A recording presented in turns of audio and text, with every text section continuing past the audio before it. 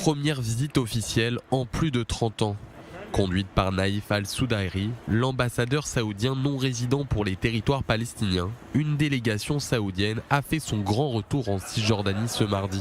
Avant de rencontrer le président de l'autorité palestinienne Mahmoud Abbas, Naïf Al-Soudairi a réitéré le soutien indéfectible du royaume envers les Palestiniens, aux côtés du chef de la diplomatie palestinienne, Riyad Al-Maliki. Bien sûr, les relations entre l'Arabie Saoudite et l'État de Palestine sont des relations historiques qui ont commencé à l'époque du défunt roi Abdulaziz. L'intérêt du prince héritier pour la question palestinienne n'est pas nouveau, mais il tient à ce que la région et le monde soient stables et sûrs, car cela a un impact positif sur tous les peuples du monde.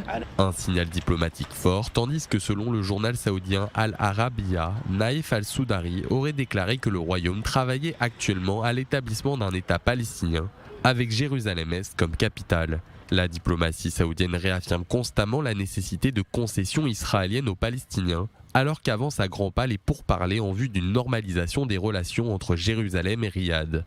À l'issue de la visite de 2 jours, l'Arabie saoudite pourrait également renouveler son soutien économique à Ramallah, interrompu il y a 3 ans.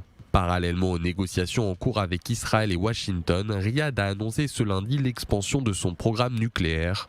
L'Arabie saoudite a précisé que le royaume était attaché à la coopération avec l'Agence internationale pour l'énergie atomique et au principe de transparence totale autour de son programme nucléaire.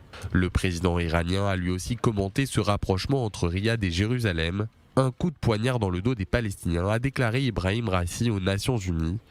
Dans une interview exclusive accordée à CNN en marge de l'Assemblée générale, le dirigeant iranien a assuré que les efforts de normalisation entre Israël et les pays du Golfe étaient une capitulation face à la pression américaine, au mépris de l'opinion des populations arabes. Des négociations qui, pour Ibrahim Raisi, finiront par échouer.